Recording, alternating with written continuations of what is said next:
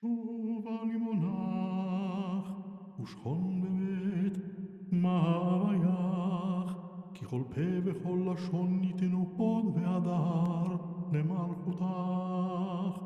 ובנוחו יאמר, שובה אדוני רבבות, אלפי ישראל.